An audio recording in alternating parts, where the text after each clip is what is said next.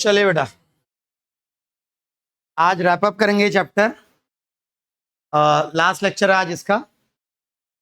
Next से NLM start होगा। तो ये पहला चैप्टर जो था हमारा चैप्टर था unit and dimension, basic math and vectors. ये तीनों चीज़ें मिला के हमारा पहला चैप्टर था। तो इसमें हमने जो जो बातें सीखी वो ऐसी बातें हैं जो आगे जाके हर जगह यूज होने वाली हैं। जो भी बातें हमने यूनिट एंड डायमेंशन में सीखी, जो बातें हमने बेसिक मैथमेटिक्स में सीखी और जो बातें हमने अभी वेक्टर्स में सीखी, ये सब इम्पॉर्टेंट है, सब फंडामेंटल है। फंडामेंटल मतलब ऐसी चीज़ें जो हर चैप्टर में यूज होंगी। इसलिए ये चैप्टर भले एग्जाम में डायरेक्ट क्वेश्चन कम आते हैं इस चैप्टर से, मतलब वेक्टर से डायरेक्ट सवाल एग्जाम में यूजुअली नहीं पूछा जाएगा, या फिर यूएनडी से भी कोई सवाल पूछा जाएगा तो चांसेस कम होते हैं उसके, यूएनडी से डायरेक्ट क्वेश्चन पूछने के भी।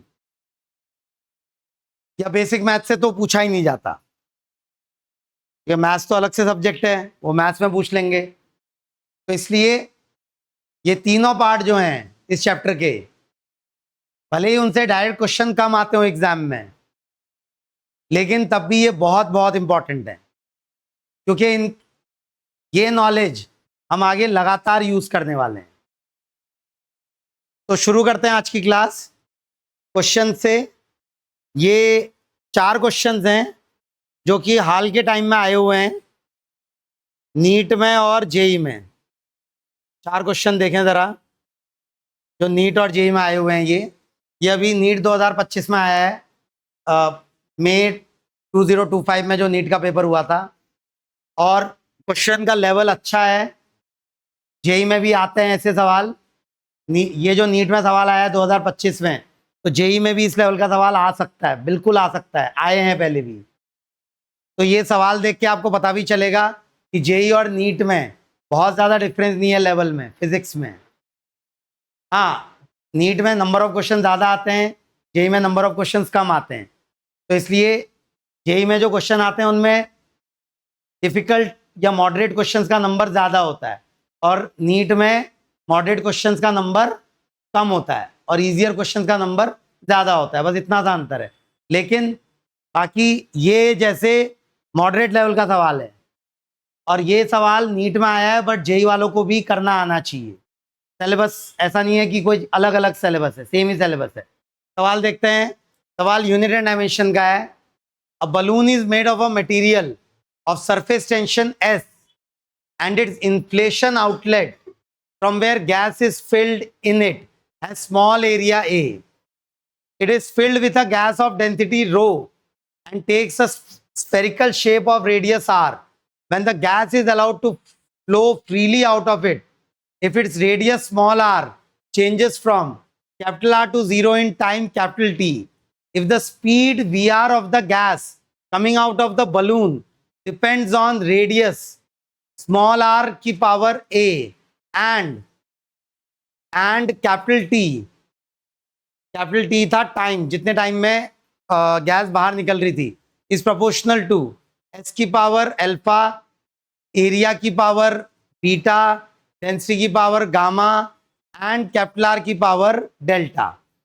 तो हमें ए अल्फा बीटा और डेल्टा, ए अल्फा बीटा गामा डेल्टा, इन सबकी चीज सबकी वैल्यू निकालनी है। तो बोल रहा है when the gas is allowed to flow freely out of its, speed of gas V R depends on radius are.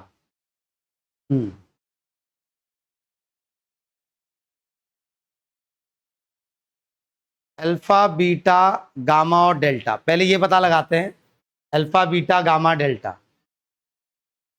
तो S is standing for surface tension, A is standing for area, rho is standing for density, and capital R is standing for radius, and capital T is time. हमें नहीं पता, हमें ज्यादा ये नहीं पता कि हो क्या रहा है वहां। हमें क्या पता है कि बलून में हवा भर रहे हैं, फिर कहीं पर उसका एग्जिट है, वहां से हवा बाहर निकल रही है, और शुरुआत में रेडियस क्या था उसका, कैपिटल आर। जो हवा है उसकी डेंसिटी रो है, हवा बाहर निकलती जा रही है, टोटल टाइम हवा को निकलने में टी लग रहा है, और material of surface tension S है। तो हमें बोला है कि जो टाइम है it is proportional to surface tension की पावर अल्फा, एरिया की पावर बीटा, रो की पावर गामा एंड रेडियस की पावर डेल्टा। अब ये सवाल purely and purely unit and dimensions का है, डायमेंशनल एनालिसिस का है, ये वाला पार्ट इसका एटलीस्ट। तो मुझे टाइम की डायमेंशन आती है क्या? एरिया की डायमेंशन भी आती है सबको,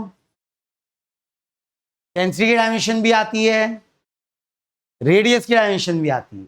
हो सकता है अभी तक आपको सरफेस टेंशन की डायमेंशन ना पता हो, तो मैं बता रहा हूं, वैसे भी आगे जाके सीखने वाले हैं जब फ्लूइड मैकेनिक्स का चैप्टर आएगा। सरफेस टेंशन के लिए एक फॉर्मूला होता है, force is equal to surface tension into length. क्या यहां से आप सरफेस टेंशन की डायमेंशन बता सकते हैं जल्दी से मुझे, अगर मैंने आपको ये फॉर्मूला बता दिया तो? फोर्स की डायमेंशन अपॉन लेंथ की डायमेंशन ना, सरफेस टेंशन की डायमेंशन क्या हो जाएगी? फोर्स की डायमेंशन अपॉन लेंथ की dimension, M T minus two. अगर याद हो आपको, जब हमने यूएनडी पढ़ा था तब भी मैंने बताया था कि सरफेस टेंशन की डायमेंशन ये होती है। तो सरफेस टेंशन की डायमेंशन हो जाएगा M L T minus two upon L, L को कट कर देगा, तो क्या आ जाएगी सरफेस टेंशन की dimension? M T minus to.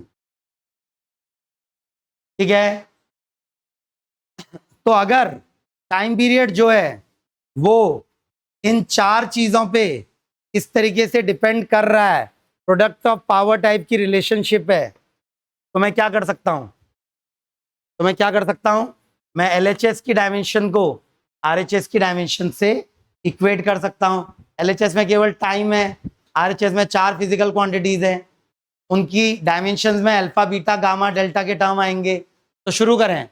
Dimension of capital T should be equal to dimension of surface tension की power alpha, dimension of area की power beta, dimension of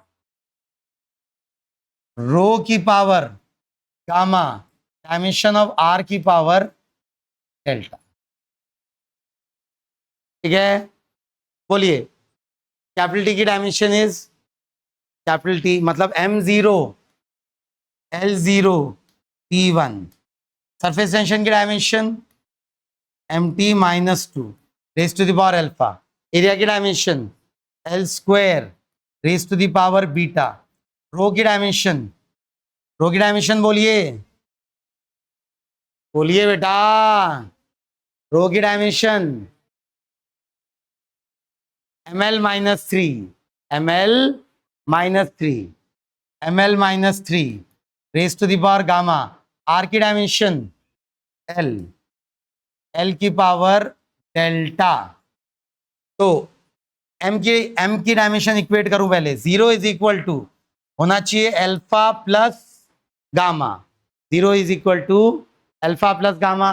beta का टर्म इन्वॉल्व नहीं है, delta का term involve नहीं है, M में नहीं है ना इन्वॉल्व, एम में केवल RHS दिख रहा है, एम में केवल अल्फा और गामा का टर्म है।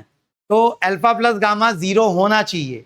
अब जब ऐसे सवाल आते हैं ना बेटा, ऑब्जेक्टिव क्वेश्चन है, ऑब्वियसली सिंगल करेक्ट है, तो आप ऑप्शंस पर भी ध्यान देते रहिए पूरा आगे। ऐसा नहीं कि हर चीज निकाल के फिर ऑप्शन देखूंगा, नहीं। आपको एक इक्वेशन मिल गई, क्या मिल गई इक्वेशन? कि अल्फा प्लस गामा क्या होना चाहिए? 0।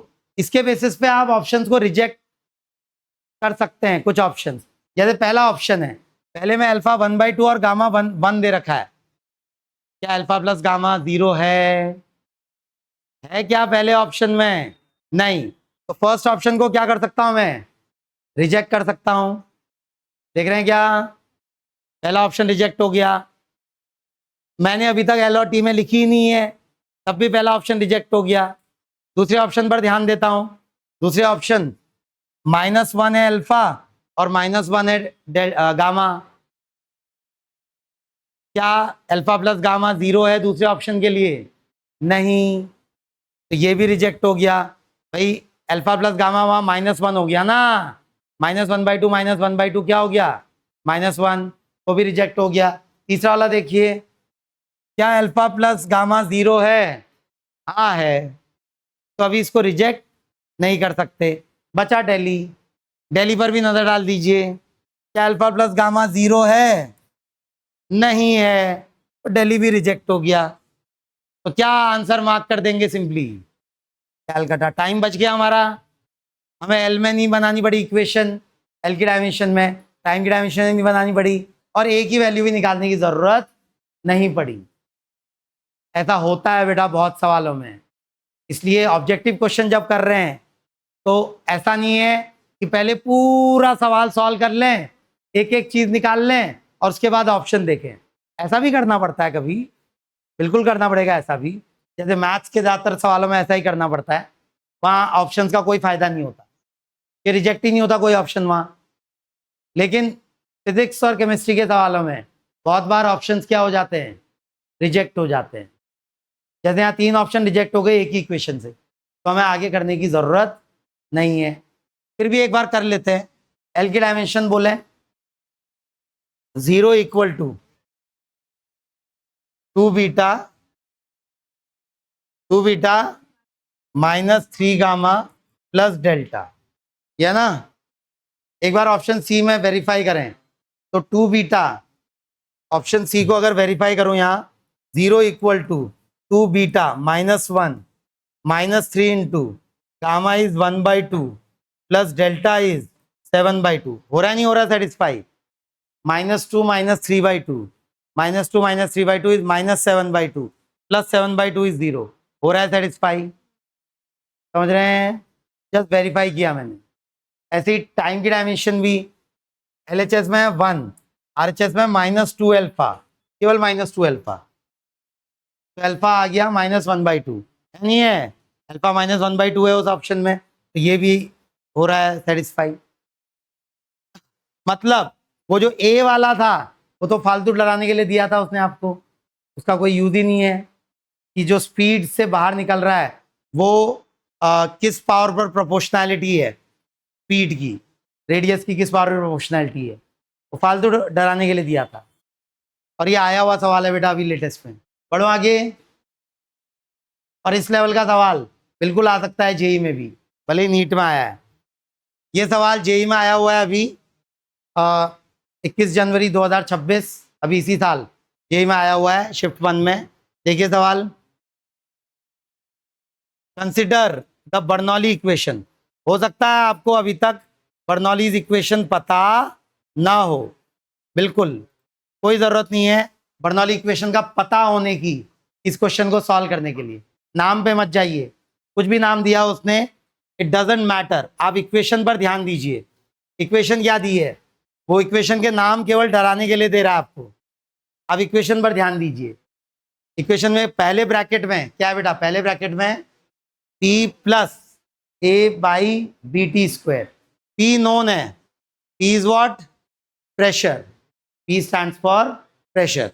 A और B अननोन है, T नोन है, T is for temperature. Plus ρg/H + BT। Rho भी नोन है, rho is use for density. Small g भी नोन है, acceleration due to gravity. H is for height, capital V is unknown, T is for time. Plus half rho V² is equal to constant. If T has dimension time then the dimension of A and B। मुझे A और B की dimension निकालनी है। दिख रहा है सवाल? दिख रहा है बेटा? क्या जल्दी से आप बता सकते हैं B की डायमेंशन? B की डायमेंशन यहां से दिख रही है, इस ब्रैकेट से, बाकी और कहीं से कोई मतलब नहीं, उस ब्रैकेट पर ध्यान दीजिए। h के साथ bt ऐड हो रहा है, कब ऐड हो सकता है h के साथ bt? जब h और bt की डायमेंशन सेम हो, तभी ऐड हो सकता है। तो यहां से इस वाले ब्रैकेट से मुझे दिख रहा है dimension of h should be equal to dimension of b into dimension of t। तो क्या आ गई b की डायमेंशन, जल्दी से बताइए। इसकी डायमेंशन l, इसकी डायमेंशन t, तो क्या आ गया dimension of b? LT-1। Option पर आइए, कौन कौन से ऑप्शन रिजेक्ट हो गए? फर्स्ट ऑप्शन में LT दे रखा है, दिख रहा है या नजर नहीं आ रहा उतनी दूर से? दिख रहा है, आपकी कॉपी में भी होगा, नहीं तो ये रिजेक्ट हो गया। और कौन सा ऑप्शन रिजेक्ट हो गया? थर्ड भी रिजेक्ट हो गया। बचे सेकंड और फोर्थ, देख रहे हैं क्या? सेकंड फोर्थ में ये भी LT-1 है, ये भी LT-1 है। अब ए पता करना पड़ेगा मुझे, ए की डायमेंशन, तभी पता कर पाऊंगा मैं सेकंड और फोर्थ ऑप्शन में से, या तुक्का मार दूं? पता कर लेते हैं ना ए की डायमेंशन। तो बी की डायमेंशन मुझे पता चल चुकी है, LT-1 है। अब ए की डायमेंशन पता करने के लिए कहाँ नजर जानी चाहिए आपकी? ये वाले ब्रैकेट पे, ये वाले ब्रैकेट पे जानी चाहिए। पी के साथ ऐड हो रहा है ए प्लस बी, पी के साथ ऐड हो रहा है ए अपॉन BT स्क्वायर। आपको पी पता है, प्रेशर, बी की डायमेंशन भी पता चल चुकी है, पी की पता ही है, तो क्या ए की निकाल सकते हैं? By principle of homogeneity, dimension of P must be equal to dimension of A upon dimension of BT, sorry BT square. अकेले बी की डायमेंशन दी LT-1, BT स्क्वायर की डायमेंशन क्या हो जाएगी बेटा? LT, भाई LT-1 इंटू टी स्क्वायर। तो इसकी जगह लिख सकता हूं LT, और P की डायमेंशन तो मुझे याद ही है, याद है क्या है प्रेशर की डायमेंशन? ml-1 T-2। रट्टा मार के याद रखने को बोला है। प्रेशर की डायमेंशन क्या है? ml-1 T-2 is equal to dimension of A upon LT। इस LT को LHS में ले आऊंगा तो न्यूमरेटर में आ जाएगा, एक L से L गायब हो जाएगा, एक T हो जाएगा -1। तो क्या आ गई बेटा A की डायमेंशन? MT-1 या M1L0 T-1। कौन सा ऑप्शन है? Second. Fourth can be rejected.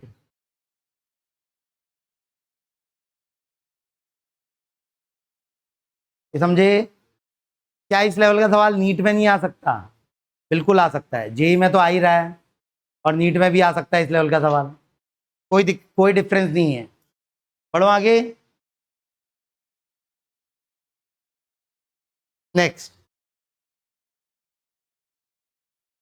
a ball of radius small r and density rho is dropped through a viscous liquid of density sigma and viscosity eta attains its terminal velocity at time t given by t is equal to capital A into rho की power a, r की power b, eta की power c, sigma की power d। फिर a is a constant, a की कोई दिक्कत नहीं है। Small a, small b, small c, small d are integers, the value of b plus C upon A plus D. फिर से किसका सवाल आ गया बेटा? डायमेंशनल एनालिसिस का, प्रिंसिपल ऑफ होमोजेनिटी का यूज करना है। तो भाई जो टाइम है t की डायमेंशन, a तो कांस्टेंट बोला है उसने, a को तो हटा सकता हूं डायमेंशनल एनालिसिस से, मैं अज्यूम करूंगा वो कोई डायमेंशनलेस कांस्टेंट है। रो आती है, रो की डायमेंशन आती है, rho is standing for what? Density. आती है डेंसिटी की डायमेंशन हमको, बोलिए बोलिए हर कोई, इनके मुंह से निकल नहीं रहा है, क्या आती नहीं आपको? क्या है डेंसिटी की डायमेंशन? ml, अभी भी इतने सारे लोग बोल ही नहीं रहे। क्या है रो की डायमेंशन? ml-3 रो की डायमेंशन आती है। फिर इंटू आर की डायमेंशन, आर की dimension raise to the power B, R is standing for what? Radius. आती है? क्या हो गई रेडियस की डायमेंशन? एल। फिर ईटा, ईटा की पावर सी। ईटा का नाम क्या है? विस्कोसिटी या कोएफिशिएंट ऑफ विस्कोसिटी बोलते हैं इसको हम, याद है? कराया था। बाद में हम डिटेल पढ़ेंगे इसकी जब चैप्टर आएगा, बट रेगुलर थियरी में कराया था। इंपॉर्टेंट फिजिकल क्वांटिटी है ईटा। क्या आई थी इसकी डायमेंशन? मैंने एक फॉर्मूला लिखाया था, F is equal to 6 pi eta R V. Stokes law बोलते हैं इसको। इसमें F is standing for force, R is radius, V speed, और इस फॉर्मूले की मदद से हम ईटा की डायमेंशन निकाल सकते हैं। क्या आई थी ईटा की डायमेंशन? ये फॉर्मूला हम बाद में सीखेंगे डिटेल में जब आएगा टाइम, बट इस फॉर्मूले की मदद से मैं आराम से ईटा की डायमेंशन निकाल सकता हूं। तो क्या है बेटा ईटा की डायमेंशन? बोलिए। याद नहीं है तो निकालिए, फॉर्मूला बता दिया मैंने आपको। क्या हो गई ईटा की dimension?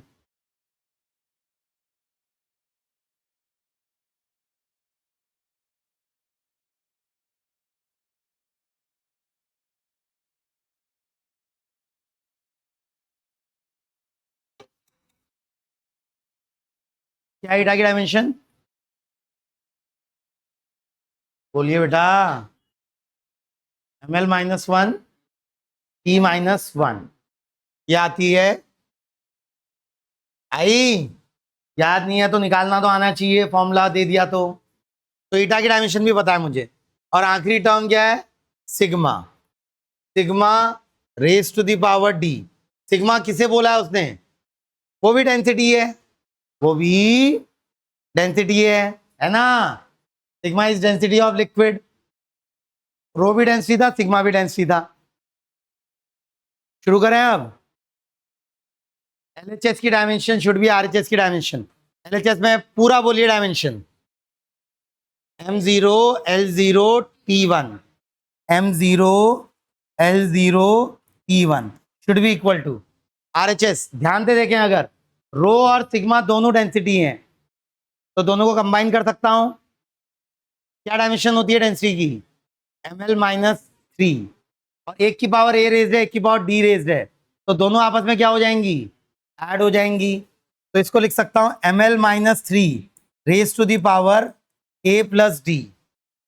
ml minus 3 raise to the power a plus D. r की डायमेंशन क्या है? l raise to the power c। Eta की dimension ml minus 1 p minus 1 raise to the power, sorry ये l b थी power raised और इसकी power c raised है। मुझे पूछा है b plus C upon a plus D. कोशिश करते हैं निकालने की इक्वेशन। पहले m की डायमेंशन बोलिए बेटा। m की dimensions 0 equal to what? a plus D plus C, a plus D plus C. आ गई। दूसरी l, इससे काम नहीं चलेगा अभी हमारा, केवल इससे काम नहीं चलने वाला। दूसरा बोलिए l की। 0 equal to minus 3 a plus D minus C. ठीक है। हाँ, अब थोड़ा काम चल सकता है हमारा। अगर ध्यान से देखें आप, मैं a प्लस डी की जगह माइनस सी लिख सकता हूं, लिख सकता हूं पहली इक्वेशन से। अगर मैं a प्लस डी की जगह माइनस सी लिख दूं तो बन जाएगा 0 is equal to 3c minus C, मतलब 2c इज इक्वल टू 0। इसका मतलब c पक्का क्या है? c को 0 होना पड़ेगा पक्का। अरे c 0 कैसे हो गया? हाँ, अरे एक एक मिस कर दिया मैंने, मिस कर दिया मैंने। हाँ, क्योंकि एक बी भी तो है। हाँ, वही मैं सोचा सी तो 0 आना नहीं चाहिए, तो माइनस यहाँ बी भी है और यहाँ माइनस सी है। ठीक है ना? हाँ, ए प्लस डी की जगह मैं माइनस सी लिख सकता हूँ, लिख सकता हूँ। तो इक्वेशन बन जाएगी 0 is equal to 3c plus B minus C, जो कि हो जाएगा 2c plus B equal to 0। ठीक हो गया। आखिरी में टाइम को जरा देखें। LHS में टाइम की डायमेंशन है 1, RHS में टाइम की डायमेंशन केवल एक ही जगह है, क्या एक ही जगह है, -c। तो this is equal to -c, मतलब c की वैल्यू पता चल गई। c की वैल्यू क्या आ गई? -1। यहां पुट कर दूं, सेकेंड इक्वेशन में पुट कर दूं तो b की वैल्यू पता चल जाएगी। क्या आ गई b की वैल्यू? -2c। तो हो जाएगा -2 ऑफ माइनस इंटू -1 +2। b की वैल्यू क्या आ गई? +2। और a प्लस डी तो मुझे पता था, a प्लस डी -c के बराबर है, और c -1 है तो a प्लस डी क्या हो गया? +1। मुझे a और d नहीं पता लगाने, मुझे a प्लस सी पता लगाना है। a प्लस डी हो गया 1 डिनोमिनेटर में, और न्यूमरेटर में b plus C. What is b plus C बेटा? 2 - 1 1। तो b प्लस सी भी 1 है, a प्लस डी भी 1 है, तो b plus C upon a plus D क्या हो गया? 1।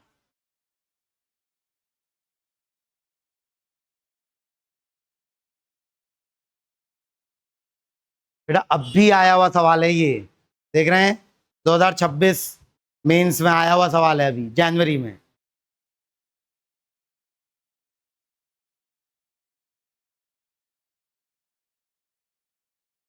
पढ़ो आगे। ठीक ठाक सवाल था ये, बहुत मुश्किल नहीं था। यूएनडी का कोई सवाल बहुत मुश्किल होता भी नहीं, usually easy to moderate level के ही सवाल होते हैं यूएनडी में। पढ़ो आगे। नेक्स्ट, हाँ जल्दी से, ये भी आया हुआ है अभी, 28 जनवरी को आया था ये। बहुत इजी है, मैट्रिक्स मैचिंग करनी है। कोएफिशिएंट ऑफ विस्कोसिटी अभी अभी निकाली थी हमने, क्या होता है? ml -1 T -1। सरफेस टेंशन उससे पहले निकाली थी, mt -2। तो बी वाला थर्ड, प्रेशर की तो याद ही है हमको, ml -1 T -2। और सरफेस एनर्जी, भाई कुछ भी हो एनर्जी है, कुछ भी एनर्जी हो, है तो energy, potential energy, kinetic energy, surface energy, कुछ भी हो, क्या डायमेंशन होगी? ml2 T -2। कौन सा ऑप्शन हो गया बेटा? सेकेंड ना। A is matching with fourth, B is matching with third, C is matching with first and D is matching with second। तो ऑप्शन ये बॉम्बे वाला ऑप्शन हो गया है, सेकंड ऑप्शन। क्लियर है?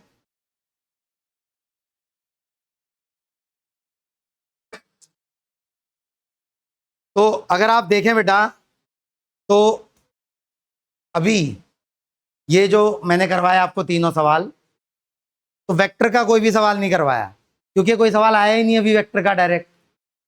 ना नीट में आया पिछले साल, ना इस साल जेई में कोई डायरेक्ट क्वेश्चन आया वेक्टर से।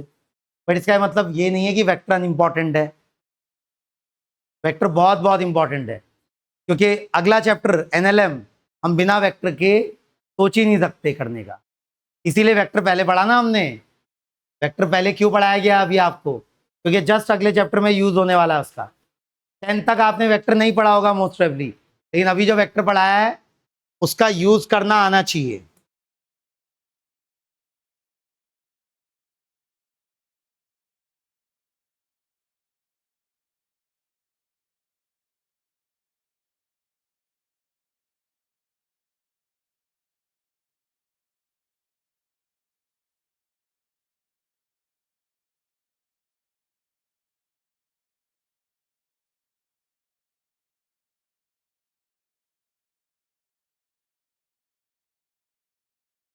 चलिए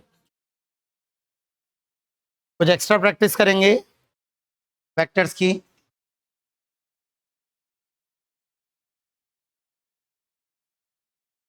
कुछ एक्स्ट्रा प्रैक्टिस करेंगे वेक्टर्स की। Find the sum of given vectors, बहुत इजी है, जल्दी जल्दी बताते जाइए।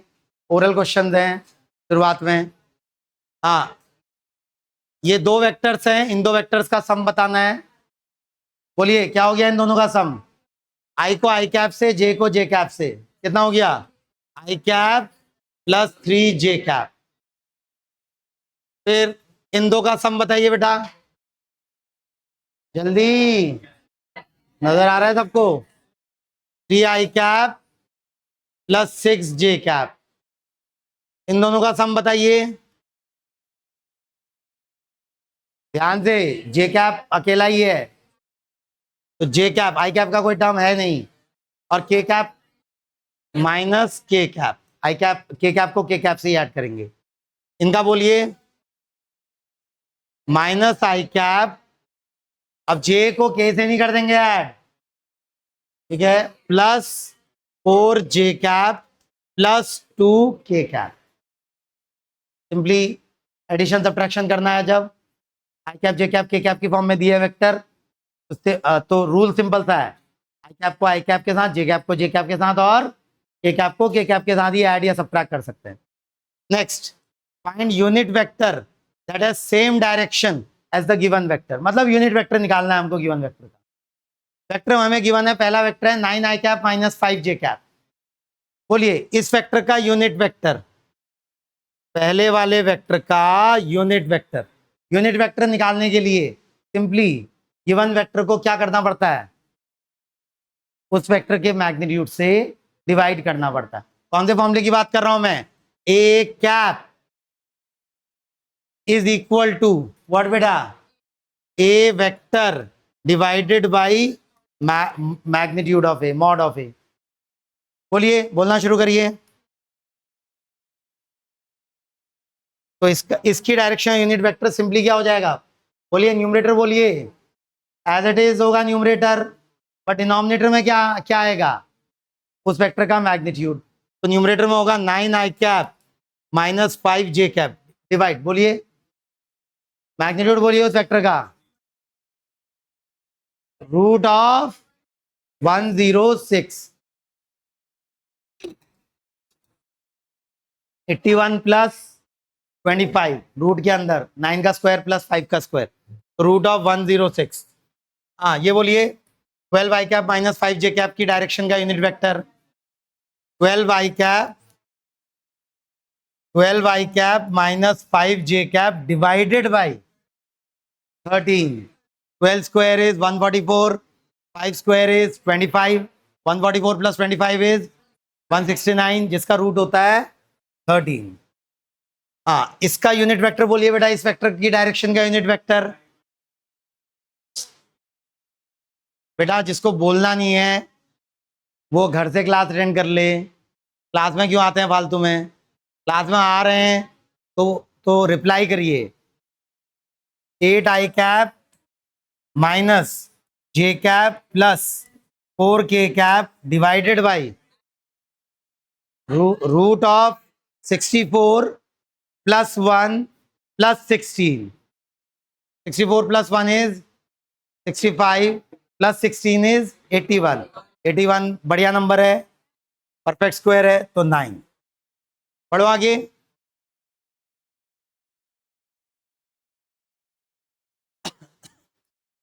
ए वेक्टर दिया हुआ है आई cap plus 2 J cap minus 3 K cap, ठीक है बेटा, नई चीज सीख रहे हैं तो इससे फेमिलियरिटी होनी चाहिए। आई कैप जे कैप के कैप से डरना नहीं है ना, क्या है अगर आपको अच्छे से पता होगा तो आपको डर नहीं लगेगा, उससे पता ही नहीं होगा क्या है तो क्वेश्चन में देखते ही डर लगेगा आपको। इसीलिए आई कैप जे कैप के कैप से फेमिलियरिटी बनानी है। ए वेक्टर दिया हुआ है, 3 डायमेंशनल वेक्टर है ए वेक्टर, उसमें आई कैप भी प्रेजेंट है, जे कैप भी है और के कैप भी है। When a vector B is added to A vector we get a unit vector along X axis. Find, आसान है, जल्दी बताइए। तो ए वेक्टर को जब बी वेक्टर से ऐड कर रहे हैं तो मुझे यूनिट वेक्टर मिल रहा है along X axis. What is unit vector along X axis, I cap. उसने नेगेटिव मेंशन नहीं किया तो मैं अज्यूम करूंगा पॉजिटिव एक्स एक्सिस की बात कर रहा है। प्लीज जल्दी से बता दीजिए बी वेक्टर। तो बी वेक्टर हो जाएगा I cap minus A vector, तो ये हो गया I cap minus of I cap plus 2 J cap minus 3 K cap. I cap से आई कैप कैंसिल हुआ तो minus 2 J cap plus 3 K cap. ये है मेरे बी वेक्टर का आंसर। जल्दी से मैग्नीट्यूड बता दीजिए बी वेक्टर का, जब जरूरत पड़ेगी तो यूज करना आना चाहिए हमको। बी वेक्टर का मैग्नीट्यूड बोलिए root 13, root of 2 square plus 3 square, root 13। Next, in the above question find unit vector along B vector. मतलब मुझे बी कैप निकालने को बोल रहा है, बोलिए बी कैप, बोलिए numerator minus 2 I cap plus 3k cap, sorry J cap, minus 2 J cap, I cap तो गायब हो गया था, डिवाइडेड बाई √30। बढ़ो आगे। ए वेक्टर गिवन है, बी वेक्टर गिवन है, the unit vector of A vector minus B vector. हाँ भाई, पहले A vector minus B vector find कर लेते हैं, फिर उसके डायरेक्शन में यूनिट वेक्टर फाइंड कर लेंगे। बोलिए what is A vector minus B vector? इसको सी वेक्टर बोल देता हूं। तो C vector is what? 3i cap, J cap गायब हो गया, minus J cap minus of minus J cap गायब हो गया, और के कैप प्लस के कैप आया। और अब सी कैप भी निकाल लीजिए। बोलिए C cap 3i cap plus K cap divided by क्या? √10। क्लियर है? Next, if the unit vector is represented by this then find value of C. बहुत कॉमन क्वेश्चन है। अब ये वेक्टर एक यूनिट वेक्टर है, ये गिवन वेक्टर एक यूनिट वेक्टर है। यूनिट वेक्टर का मतलब ही होता है उसका मैग्नीट्यूड 1 होना चाहिए। तो जो गिवन वेक्टर है उसमें एक टर्म अननोन है, के कैप के साथ वाली टर्म, बाकी जे कैप और आई कैप के साथ वाली टर्म नोन है। क्या आप सी की वैल्यू निकाल सकते हैं? तो इस वेक्टर का मैग्नीट्यूड को इक्वेट कर देंगे किसके? 1 के। करिए अपने हाथों से, बताइए। रूट ऑफ 0.11 ऐसा है क्या? निकालिए। पेन का इस्तेमाल करिए बेटा, कॉपी पेन का इस्तेमाल करिए, रफ पेज में करिए कहीं कैलकुलेशन। नहीं है क्या रफ पेज आपके पास कोई? करिए कैलकुलेशन।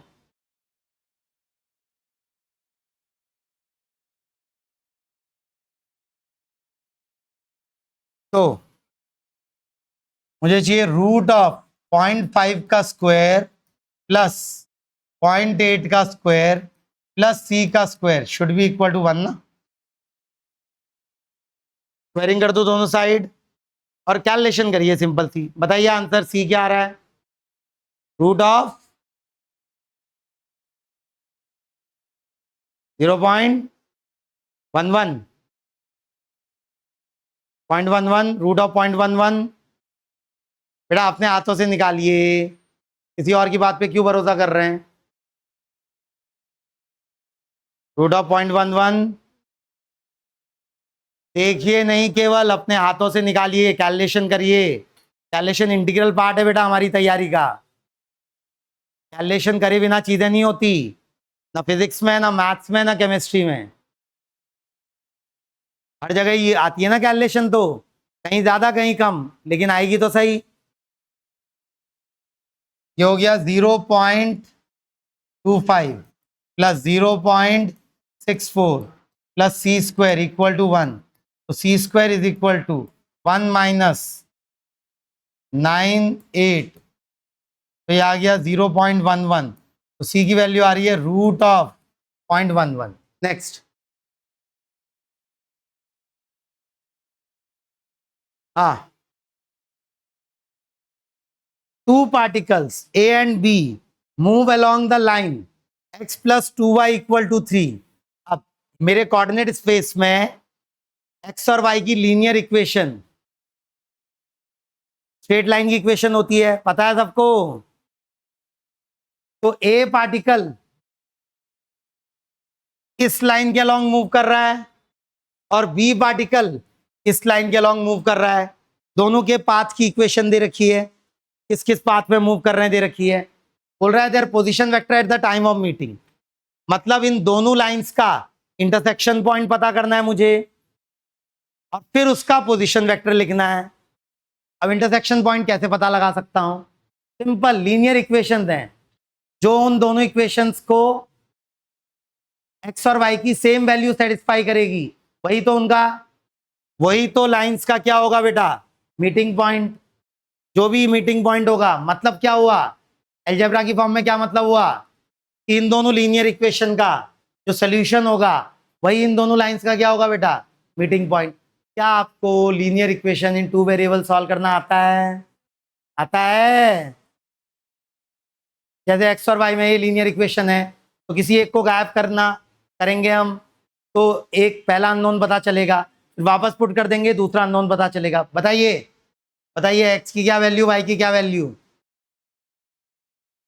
एक्स की क्या वैल्यू, वाई की क्या वैल्यू? नहीं आती लीनियर इक्वेशन सॉल्व करनी? वाई -6 आया, एक्स +9 निकालिए। मुझे नहीं पता क्या है आंसर, निकालिए अपने हाथों से। तो ये दो लीनियर इक्वेशंस को सॉल्व करना है। x + 2y + 3 = 0, 2x + y - 3 = 0, इन दो को सॉल्व करना है। ये भी सिखाऊं क्या? आती नहीं आती है टेक्निक? एक एक अननोन को एलिमिनेट करेंगे, उसके लिए दोनों इक्वेशंस में किसी एक अननोन का कोफिशिएंट सेम बनाएंगे।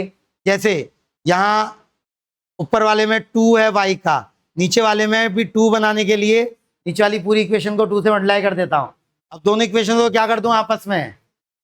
सब्ट्रैक्ट, तो 2y से 2y गायब हो जाएगा, बचेगा केवल x का टर्म और कांस्टेंट। तो 2x - 4x - 2x, 3 - 6 + 9, sorry 1 - 2x - 3x, 3 minus of -6 + 9 = 0। x मेरा आ रहा है -9/-3 +3 आया मेरा x, तो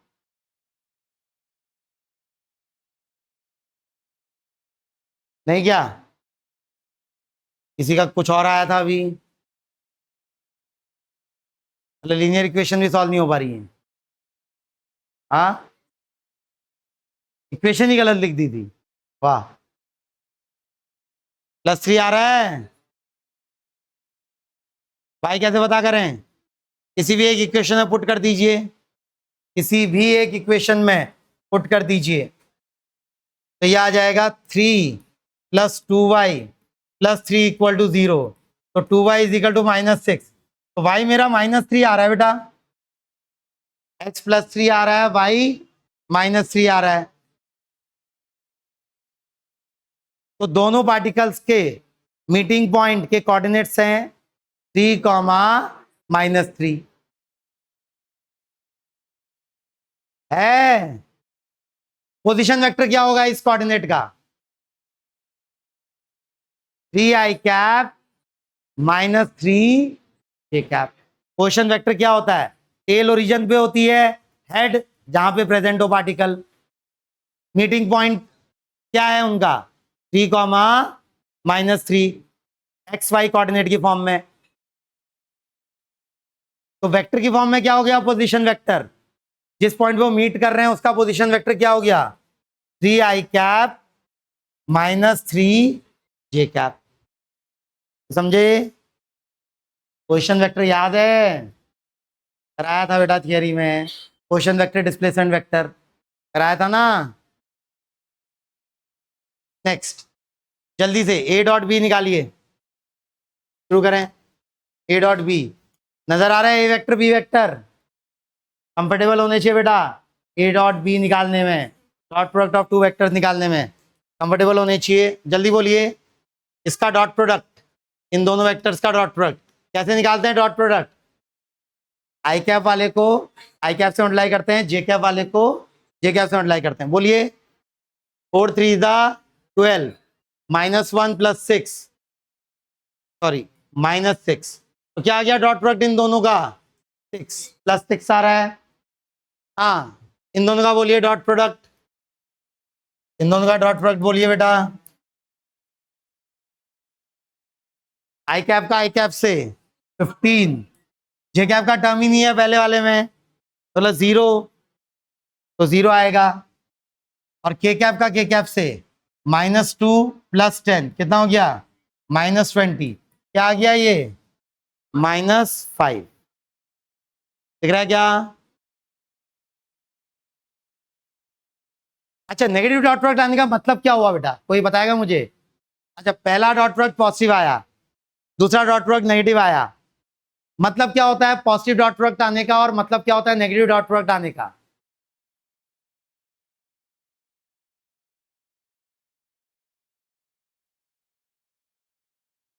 नहीं, मतलब क्या होता है?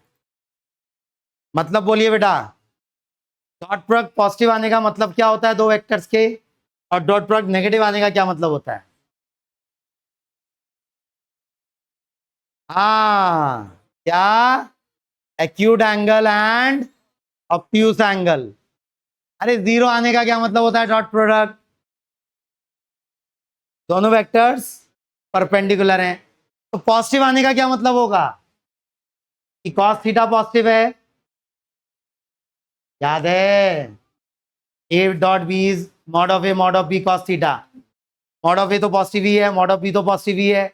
अगर ए डॉट बी पॉजिटिव है तो मतलब कॉस थीटा पॉजिटिव है। कैसे एंगल्स के लिए कॉस पॉजिटिव होता है?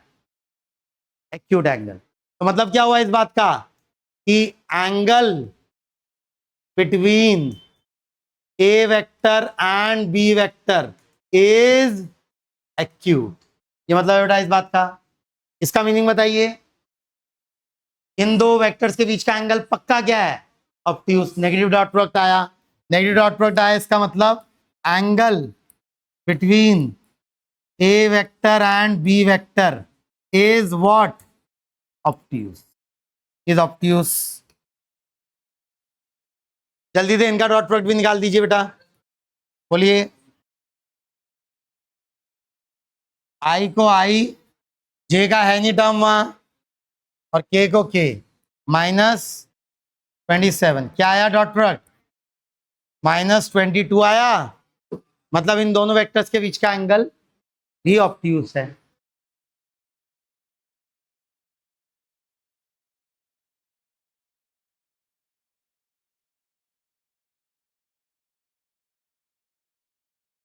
हाँ, तो मुझे पूछा है direction cosine of this vector I cap plus J cap plus √2 k cap. Direction cosine का मतलब होता है cos of angle made by X, made with X axis. दूसरा डायरेक्शन कोसाइन होता है cos of angle made by vector with Y axis. और तीसरा direction cosine होता है cos of angle made by vector with Z axis. तो मुझे इस वेक्टर का एंगल बताना है पहले एक्स एक्सिस के साथ। एक्स एक्सिस मतलब इसको अगर मैं ए वेक्टर बोल दूं, इसका मुझे एक्स एक्सिस के साथ एंगल निकालना है। तो बी वेक्टर क्या एज्यूम कर लूं? आई कैप। आई कैप ही तो है एक्स एक्सिस का डायरेक्शन। तो मुझे इस वेक्टर और इस वेक्टर के बीच एंगल निकालना है। क्या है बेटा एंगल निकालने का टेक्निक दो वेक्टर्स के बीच? Cos of angle between those two vector should be equal to, याद ही नहीं formula, cos theta is equal to A dot B upon A B mod of A mod of B. करिए जल्दी, बताइए how much is cos alpha, where alpha is angle made with X axis, जिसको direction को sine भी बोलेंगे X axis का, X direction का। बोलिए कॉस अल्फा कितना आया? This dot I cap upon magnitude, इसका तो मैग्नीट्यूड 1 ही है, इसका मैग्नीट्यूड निकालना पड़ेगा। हाँ बोलिए दिस डॉट दिस कितना आया पहले? 1 आया ना, divided by magnitude of this into magnitude of this. What is magnitude of this? 2 है, एंड मैग्नीट्यूड ऑफ दिस तो 1। तो कॉस अल्फा आया 1/2। ये पहला डायरेक्शन को साइन। कॉस बीटा बताइए।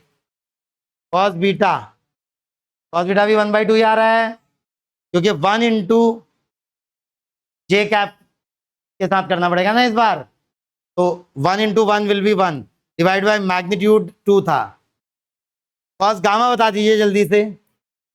कॉस गामा √2 इंटू के कैप के साथ 1 √2 डिवाइडेड बाई मैग्नीट्यूड, तो 1/√2 है। तो कौन सा वाला हो गया बेटा? थर्ड। ये डायरेक्शन को साइन है। वैसे तो ये एंगल भी बहुत अच्छे हैं। कॉस अल्फा 1/2 है, मतलब ये वेक्टर एक्स एक्सिस से कितना डिग्री एंगल बना रहा है? 60 डिग्री। वाई एक्सिस से भी 60 डिग्री, बट जेड एक्सिस से 45 डिग्री। दिख रहा है क्या? कॉस गामा 1/√2 आया, मतलब जेड एक्सिस से 45 डिग्री का एंगल बन रहा है। पढ़ो आगे। नेक्स्ट, जल्दी बताइए angle between these two vectors. जब भी एंगल बिटवीन द वेक्टर्स की बात हो, हमारे दिमाग में इमीडिएटली क्या आना चाहिए? कौन सा फॉर्मूला? फॉर्मूला बोलिए। Cos theta is equal to A vector dot B vector upon A B. Apply करिए, जल्दी बताइए answer. This dot this upon magnitude of this into magnitude of this is equal to cos theta. मेरी शक्ल मत देखिए बेटा, copy pen का use करिए। 90 है क्या?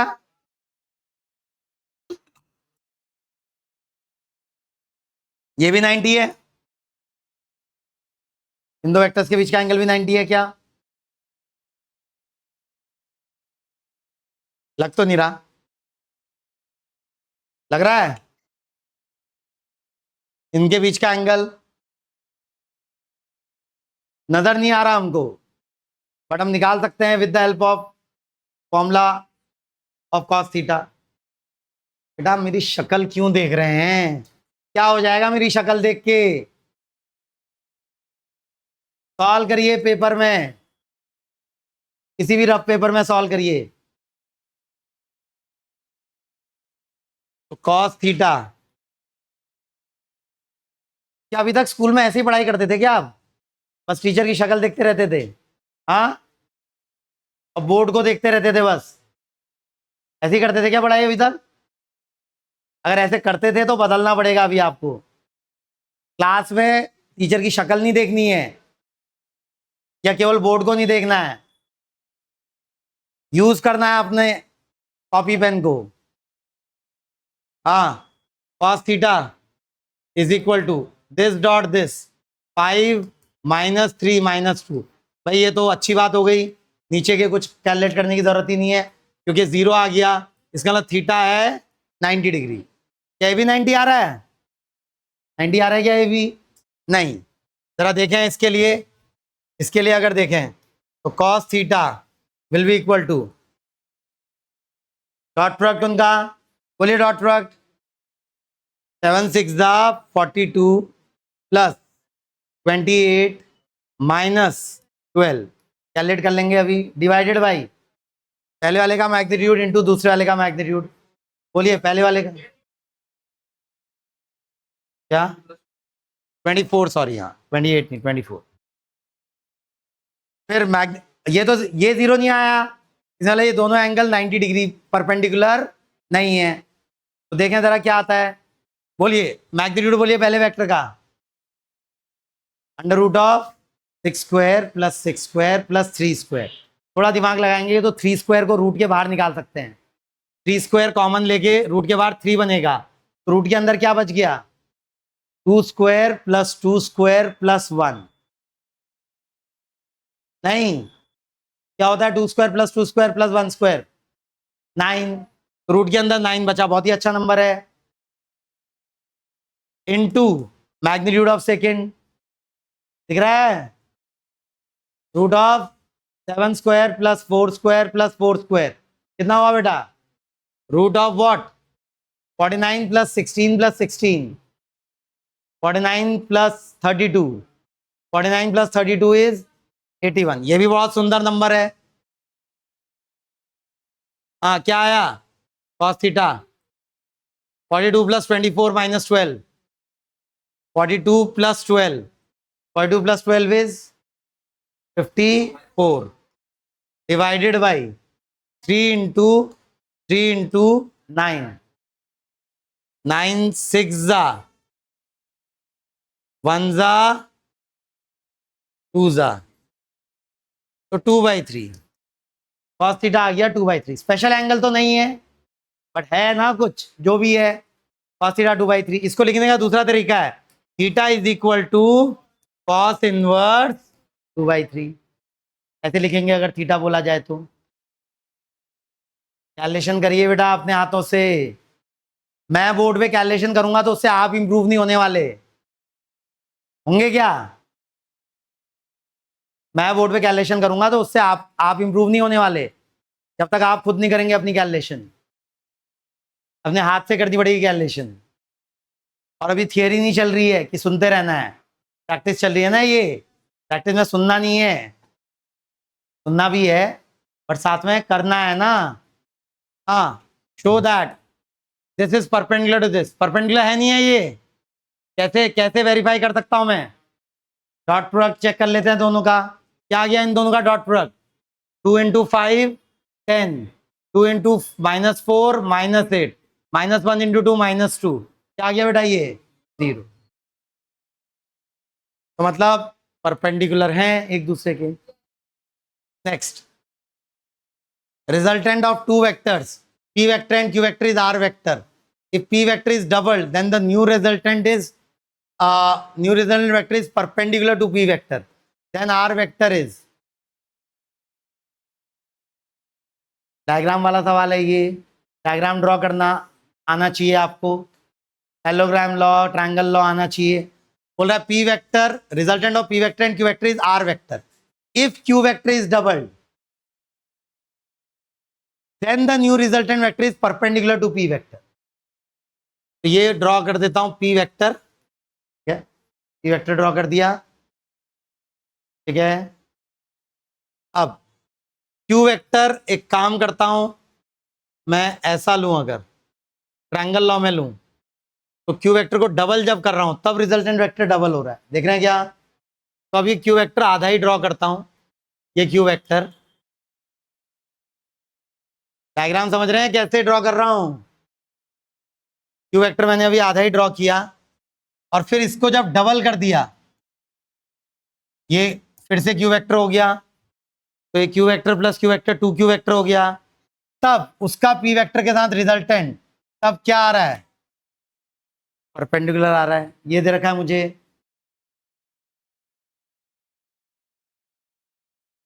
Then r is equal to, r को p और q की टर्म में निकालना है। p वेक्टर का मैग्नीट्यूड p है, q वेक्टर का मैग्नीट्यूड q है, तो मुझे r को p और q की टर्म में निकालना है। सिंपल है, अगर आप फॉर्मूला भी ना लगाना चाहें वेक्टर का, आप सिंपली डायग्राम को अच्छे से ड्रॉ कर लेंगे। तो ये पूरा लेंथ कितना हो गया बेटा 2q, ये है p, और ये r जो है परपेंडिकुलर है इस राइट एंगल ट्रायंगल का। क्या लगा दूं सिंपली r को पता लगाने के लिए, पाइथागोरस थ्योरम। बोलेगा कोई r की वैल्यू कितनी है, root of p square, root of hypotenuse का स्क्वायर माइनस बेस का स्क्वायर ना, 4q square minus p square ना बेटा। Perpendicular is root of hypotenuse का स्क्वायर माइनस बेस का स्क्वायर। नेक्स्ट, जल्दी से करिए, बहुत इजी है, अभी कराया था ऐसा ही, बस डेटा बदल दिया है। बी वेक्टर दे रखा है, उसमें एस अननोन है, और ए वेक्टर दे रखा है, दोनों परपेंडिकुलर होने हैं। जल्दी बताइए एस की वैल्यू, एस की वैल्यू बताइए बेटा जल्दी।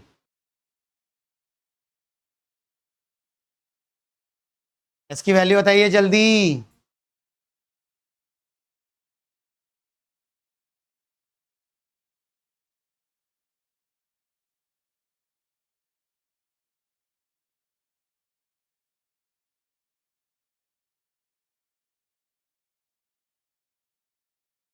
फिर से मेरी शक्ल देख रहे हैं, कॉपी पेन का यूज ही नहीं कर रहे हैं। कितना 17/2, पॉजिटिव 17/2, -17/2 या +17/2, एस की वैल्यू +17/2। मुझे नहीं पता आंसर, निकालिए, मुझे पता सही है गलत है। डॉट प्रोडक्ट 0 करना है बस उनका। बोलिए, बोलना शुरू करिए। पहला नंबर 15, दूसरा नंबर +2, तीसरा number -2s should be 0। Simple सी इक्वेशन है, एक तरफ ले जाऊं तो 2s इज इक्वल टू 17, तो s की वैल्यू क्या आ गई बेटा 17/2। Next,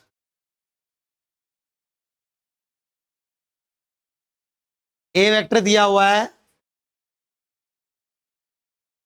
a cos theta I cap को पहले लिख दिया बस उसने, कोई फर्क नहीं पड़ता उस बात से, पहले लिखे बाद में लिखे, plus a sin theta j cap. B any vector, another vector B which is normal to a। तो मुझे अब ऑप्शंस वेरीफाई करने पड़ेंगे, चेक करने पड़ेंगे। तो इन चारों ऑप्शंस में से कौन सा option normal to A vector है, नॉर्मल मतलब परपेंडिकुलर। चेक करना शुरू करिए एक एक करके, बताइए क्या आगरा वाला वेक्टर, फर्स्ट वाला वेक्टर क्या मेरे गिवन वेक्टर के परपेंडिकुलर है। परपेंडिकुलर होने के लिए क्या होना चाहिए, उन दोनों के डॉट प्रोडक्ट को 0 करके देखिए, इन दोनों का डॉट प्रोडक्ट जीरो आ रहा है क्या? इन दोनों का डॉट प्रोडक्ट करके देखिए, क्या आ रहा है इन दोनों का डॉट प्रोडक्ट? बोलिए बोलिए। A B cos square theta plus A B sine square theta. क्या ये जीरो हुआ? A B common, sine square theta plus cos square theta 1, तो ए बी आ गया। तो ये वाला तो गलत है। अब बॉम्बे को चेक करिए इसके साथ, सेकंड वाले ऑप्शन को चेक करिए। A B sine theta cos theta plus A B sine theta cos theta, क्या ये भी जीरो है? नहीं, नहीं है ना जीरो, तो ये भी रिजेक्ट हो गया। तीसरे वाले को चेक करिए जल्दी, सी वाले को चेक करिए, क्या आया dot product? A B sine theta cos theta minus A B sine theta cos theta, मतलब ये हमेशा क्या है? जीरो, थीटा कुछ भी हो, मतलब ये सही है। दिल्ली वाला चेक करिए, दिल्ली वाला A square cos square theta minus A square sine square theta, क्या ये चीज हमेशा जीरो है?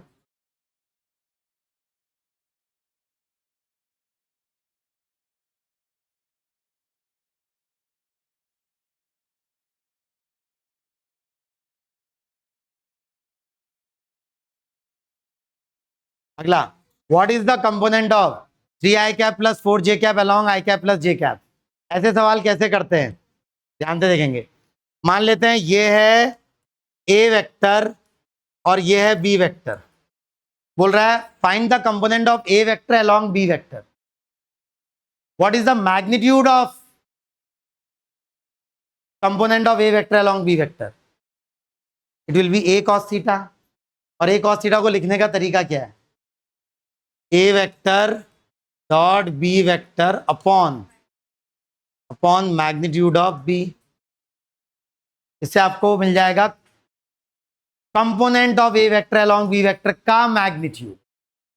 बट मुझे वेक्टर बताना है पूरा, तो मुझे एक यूनिट वेक्टर से मल्टीप्लाई करना पड़ेगा उसको। किस यूनिट वेक्टर से मल्टीप्लाई करना पड़ेगा भाई? ये है मेरा गिवन वेक्टर ए वेक्टर, ये है मेरा दूसरा गिवन वेक्टर बी वेक्टर।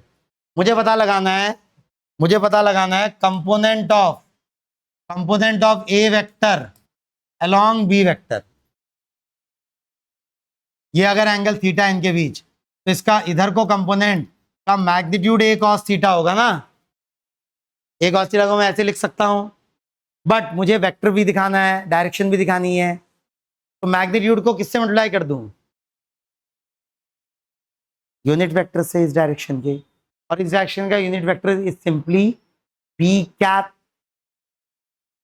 नहीं क्या बी वेक्टर की डायरेक्शन यूनिट वेक्टर क्या होगा? B cap. तो इसको मल्टीप्लाई करना पड़ेगा मुझे किससे? बी कैप से। जल्दी बताइए answer. A dot B upon B करिए पहले, और फिर बी कैप से उसको मल्टीप्लाई करिए। क्या आया ए डॉट बी? अभी भी देख ही रहे हैं केवल। क्या आया A dot B? 7 divided by क्या आया? Magnitude of B, √2। क्या ये मेरा आंसर है फाइनल? नहीं, मल्टीप्लाई करना पड़ेगा बी कैप से इसका यूनिट वेक्टर। बोलिए I cap plus J cap का unit vector, I cap plus J cap upon √2 upon magnitude of I cap plus J cap. तो I cap plus J cap upon √2, तो क्या हो गया? A vector का component along B vector, it is 7/2 bracket के अंदर I cap plus J cap. तो कौन सा option? Fourth option.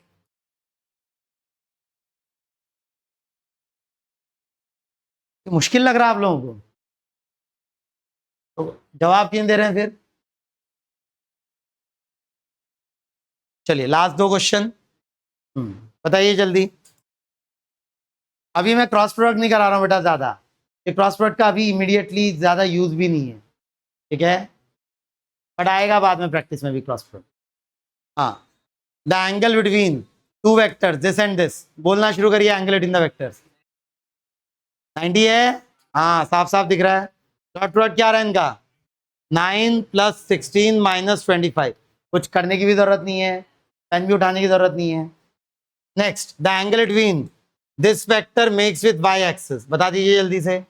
Y axis के साथ एंगल मतलब जे कैप के साथ एंगल, इस वेक्टर का जे कैप के साथ एंगल, मतलब A vector dot J cap upon magnitude of A vector into magnitude of J cap, ये हो जाएगा कॉस थीटा के बराबर ना। बोलिए A vector dot J cap is nothing but 3, क्योंकि आई कैप वाला टर्म तो आएगा ही नहीं, अपॉन मैग्नीट्यूड बोलिए ए वेक्टर का जल्दी, √13, √13, और जे कैप का मैग्नीट्यूड तो 1 ही होता है, तो ये मेरा आ गया cos theta is equal to 3/√13। अब आप बोलेंगे ऐसा तो कोई ऑप्शन दिख ही नहीं रहा, मतलब अगर मैं थीटा को लिखता तो थीटा को लिख सकता था कॉस इनवर्स 3/√13। आप तो बोलेंगे ऐसा कोई ऑप्शन है ही नहीं, तो क्या गलत है, ये क्वेश्चन ही गलत है? नहीं, क्योंकि अगर मैं एक राइट एंगल ट्राइंगल इमेजिन करूं जिस एंगल में थीटा एंगल प्रेजेंट हो और उसका कॉस 3/13 हो, मतलब बेस अपॉन हाइपोटेनस, तो क्या आप जल्दी से परपेंडिकुलर बता सकते हैं मुझे? परपेंडिकुलर बोलिए, 2 ना, और कैसे 2, √13 - 9, √4 मतलब 2, मतलब मैं tan थीटा को 2/3 भी लिख सकता हूं और sin थीटा को 2/√13 भी लिख सकता हूं। तो tan थीटा को अगर मैं लिख दूं 2/√13, सॉरी tan थीटा को क्या लिख सकता हूं 2/3, तो थीटा को दूसरे तरीके से क्या लिख सकता हूं tan इनवर्स 2/3। तो कौन सा ऑप्शन सही है बेटा, कौन सा? क्लियर है?